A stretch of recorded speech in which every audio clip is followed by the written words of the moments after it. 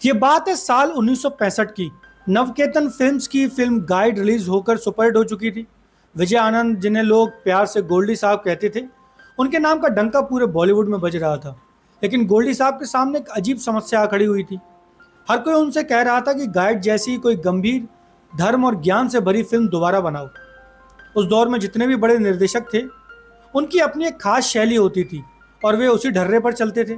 जैसे मनमोहन देसाई, बिछड़े हुए भाइयों की कहानियाँ, तो नासिर हुसैन साहब की अपनी अलग शैली थी।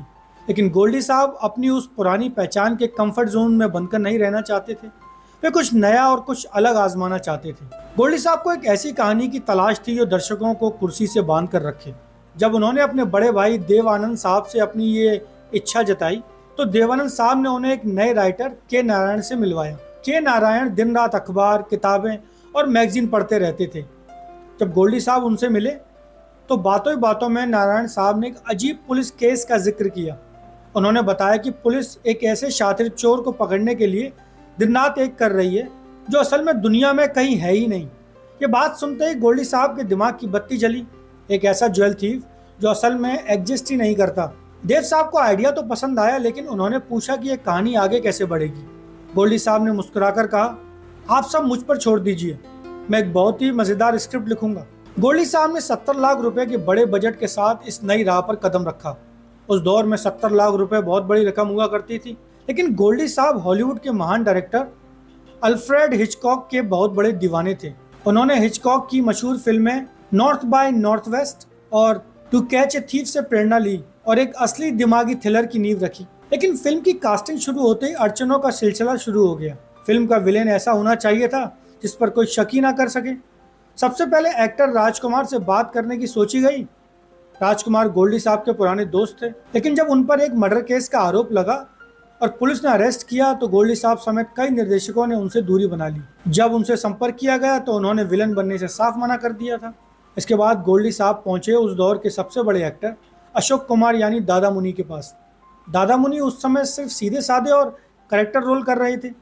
जब उन्होंने सुना कि उन्हें ज्वेल थीफ यानी विलेन बनना है, तो वे हंस पड़े। फिर उन्होंने एक शर्त रखी। उन्होंने कहा, मेरी अभी अभी दिल की बाईपास सर्जरी हुई है, मैं मौत के मुंह से बाहर आया हूँ, इसीलिए फिल्म के अंत में मुझे मारना मत, मुझे जिंदा रखना। गोल्डी साहब ने वादा किया कि फिल्म में कोई नहीं मरेगा। इसके बाद दादा मुनि ने अपनी 3 और शर्तें रख दी। मैं सुबह 11 बजे सेट पे आऊँगा, दोपहर 1:30 बजे लंच करूँगा क्योंकि मुझे समय पर दवाइयाँ लेनी होती हैं, और शाम 5 बजे काम खत्म करके घर चला जाऊँगा। आनंद भाइयों ने उनकी सारी शर्तें मान ली। असली बवंडर तो तब शुरू हुआ जब हीरोइन की तलाश शुरू हुई। पहले ये रोल सायरा बानो को मिलने वाला था, लेकिन अक्टूबर 1966 में अचानक सायरा बानो की शादी दिलीप कुमार साहब से तय हो गई और उन्होंने फिल्म करने से मना कर दिया। अब एक ऐसी हीरोइन की जरूरत थी जो बेहतरीन डांसर भी हो। इसीलिए उस जमाने की मशहूर डांसर और एक्ट्रेस वैजंती माला को 2.5 से 3 लाख रुपए की भारी भरकम फीस पर साइन किया गया। जब गोल्डी साहब वैजंती माला को कहानी सुनाने उनके घर गए, तो वहाँ एक डॉक्टर वाली नाम से सज्जन मौजूद थे। उस वक्त वैजंती माला और डॉक्टर वाली का अफेयर चल रहा था। मजे की बात यह थी कि डॉक्टर वाली की पहली पत्नी मिसेस रूबी आनंद परिवार की बहुत पुरानी और करीबी दोस्त थी। गोल्डी साहब थोड़े झिझके कि किसी अनजान आदमी के सामने कैसे कहानी सुनाए, लेकिन उन्होंने पूरी कहानी सुनाई।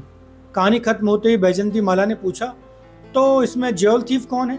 गोल्डी साहब हैरान रह गए कि इन्होंने मेरी बातें सुनी भी हैं या नहीं। लेकिन पास बैठे डॉक्टर बाली हंस पड़े और बोले, अरे पूरी राम कथा खत्म हो गई और तुम पूछ रही हो कि सीता कौन है? कहानी बहुत अच्छी है, तुम हाँ कर दो। डॉक्टर बाली के कहने पर वैजंती माला ने फिल्म साइन कर ली। साथ ही फिल्म में एक और हीरोइन की जरूरत थी।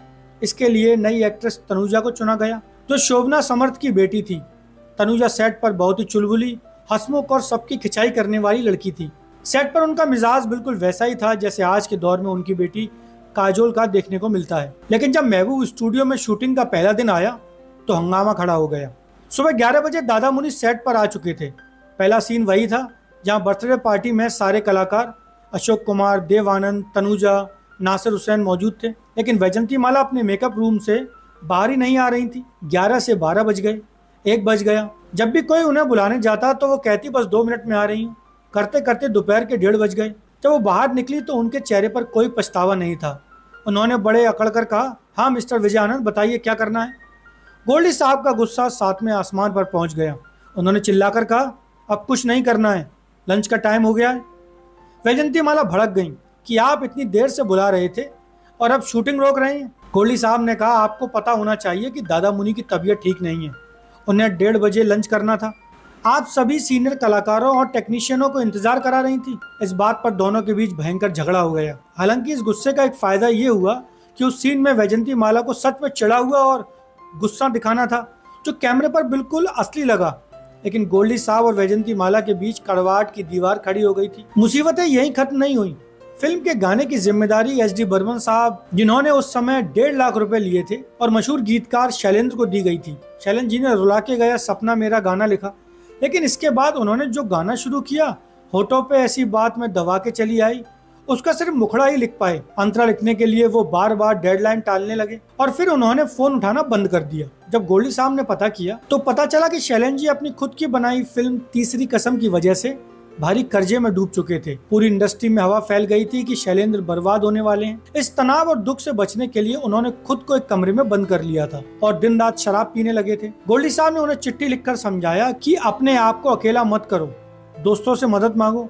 लेकिन कुछ ही दिनों बाद खबर आई कि शैलेंद्र जी का निधन हो गया है। रुला के गया सपना मेरा असल में शैलेंद्र जी के टूटे हुए सपनों का दर्द था। बाद में बाकी गानों को पूरा करने के लिए मजरूर सुल्तानपुरी साहब को बुलाया गया। तमाम अड़चनों के बावजूद गोल्डी साहब काम में जुटे रहे। जब मजरूर साहब ने बाकी गाने पूरे किए तो एक इतिहास बन गया। गाना था दिल पुकारे आरे आरे। कई सालों से रॉयल्टी के झगड़े की वजह से लता मंगेशकर और मोहम्मद रफी ने एक साथ गाना बंद कर दिया था, लेकिन इस गाने के लिए दोनों ने सालों पुरानी नफरत बुलाकर एक साथ रिकॉर्डिंग की और उनका पैचअप भी हो गया। एक और मजेदार बात यह हुई कि बर्मन दा का एक पुराना ट्यून जिसे उन्होंने गुरुदत्त की फिल्म के लिए बनाया था और रिजेक्ट कर दिया था, गोल्डी साहब ने उसे इस्तेमाल किया। वही ट्यून आगे चलकर देवानंद साहब का सुपरहिट गाना बना, ये दिल ना होता बेचारा। इसके बाद पूरी यूनिट आउटडोर शूटिंग के लिए सिक्किम पहुंची। सिक्किम उस जमाने में भारत का हिस्सा नहीं था, बल्कि एक अलग संरक्षित राज्य था। वहाँ शूटिंग के लिए सिक्किम के राज परिवार से परमिशन ली गई, लेकिन सिक्किम की वादियों में भी परेशानियां पीछा नहीं छोड़ रही थी। वैजंती माला हमेशा पूरी यूनिट से अलग बैठती थी। उनका पूरा ध्यान इस बात पर रहता था कि मुंबई के लिए उनका ट्रंक कॉल कब लगेगा। उस जमाने में फोन पर बात करने के लिए चिल्ला चिल्ला कर बोलना पड़ता था। वैजंती माला जब भी ट्रंक कॉल पर डॉक्टर बाली से बात करती थी तो जोर जोर से सेट की और गोल्डी साहब की बुराइयां करती थी। पूरी यूनिट उनकी बातें सुनती थी, जिससे माहौल और खराब हो जाता था। सिक्किम में आर्मी कैंटोनमेंट एरिया में शूटिंग हो रही थी। उस समय आर्मी के लोगों ने शूटिंग में बहुत मदद की, लेकिन एक दिन वहाँ के अफसर ने एक अजीब मांग रख दी। उन्होंने कहा कि शाम को आर्मी अफसर्स की पार्टी है, तो आपके यूनिट की जो महिला कलाकार हैं जैसे अंजू महेंद्र, उनको पार्टी में भेज दीजिए। देवानंद और गोल्डी साहब इस बात पर अड़ गए। उन्होंने साफ कह दिया कि हमारे सेट की कोई भी लड़की किसी भी पार्टी में नहीं जाएगी। अगर अंजू महिंद्रा जाएंगी तो उनकी माँ और यूनिट के 2-3 लोग भी उनके साथ जाएंगे। बाद में जब वहाँ के जनरल भगत सिंह ने देखा कि बात बिगड़ने वाली है तो उन्होंने इंसिस्ट करना छोड़ दिया। देव साहब ने इस बात पर हमेशा गोल्डी साहब का साथ दिया। फिल्म के मशहूर गाने होठों पे ऐसी बात की शूटिंग के वक्त भी वैजंती माला ने बिना रिहर्सल के शूट करने की जिद की। हालांकि वो इतनी बेहतरीन डांसर थी कि गाना बहुत ही शानदार शूट हुआ, लेकिन गोल्डी साहब का मानना था कि रिहर्सल होती तो और भी बेहतरीन बन सकता था। जब फिल्म का बैकग्राउंड थीम रिकॉर्ड हुआ तो उसमें अमेरिकी शो द ट्वाइलाइट जोन के म्यूजिक के साथ साथ खुद गोल्डी साहब की रहस्यमयी हंसी की आवाज रिकॉर्ड की गई थी। फिल्म पूरी हुई, लेकिन वैजंती माला और आनंद भाइयों के रिश्ते इतने खराब हो चुके थे कि वैजंती माला फिल्म के ट्रायल शो में भी नहीं आई। फिल्म रिलीज होने के बाद डॉक्टर बाली ने अपनी पहली पत्नी रूबी को तलाक दे दिया और वैजंती माला से शादी कर ली। रूबी के साथ हुए इस धोखे से देवानंद भाई बहुत दुखी और गुस्से में थे। साल 1967 में जब ज्वेल थीफ सिनेमाघरों में आई तो उसने कमाई के सारे रिकॉर्ड तोड़ दिए। 70 लाख रुपए में बनी इस फिल्म ने भारत में 3.5 से 4 करोड़ की कमाई का शानदार कलेक्शन किया। देवानंद साहब, उन्हें उस समय सबसे ज्यादा 4 से 5 लाख रुपए फीस मिली थी और पूरी नवकेतन टीम की मेहनत रंग लाई। उपकार और राम और श्याम के बाद ये 1967 की तीसरी सबसे बड़ी सुपरहिट फिल्म बनी। फिल्म के रिलीज होने के अगले साल यानी 1968 में सरकार की तरफ से वैजंती माला को पद्मश्री का सम्मान दिया गया। गोल्डी साहब ने अपनी पुरानी सारी कड़वाहट बुलाकर उन्हें बधाई की एक चिट्ठी भेजी, लेकिन कुछ ही दिनों में वैजंती माला की तरफ से एक ऐसा जवाब आया जिसमें लिखा था, You may think you are intelligent, but we don't care about you. तुम सोचते होगे कि तुम बहुत होशियार हो, लेकिन हमें तुम्हारी कोई परवाह नहीं है। जब गोल्डी साहब ने लेटर पढ़ा तो वो मुस्कुरा दिए। उन्हें अच्छी तरह पता था कि वैजंती माला की अंग्रेजी इतनी अच्छी नहीं है। ये लेटर असल में वैजंती माला ने नहीं बल्कि डॉक्टर बाली ने लिखा था। तमाम विवादों, सेट के झगड़ों और दुखों के बावजूद ज्वेल थीफ एक ऐसी फिल्म बनी जिसे लोग आज भी देखना पसंद करते हैं। बाद में 90 के दशक में रिटर्न ऑफ ज्वेल थीफ नाम से एक सीक्वल भी बना, लेकिन वो फ्लॉप रहा। असली ज्वेल थीफ की चमक आज भी वैसी ही बरकरार है। अगर आपको ज्वेल थीफ की मेकिंग का ये अनसुना किस्सा पसंद आया हो तो वीडियो को लाइक करिए, चैनल को सब्सक्राइब करिए और देखते रहिए सिनेमा 70mm। मैं हूँ एक्टर भी। मिलते हैं अगले वीडियो में। नमस्कार।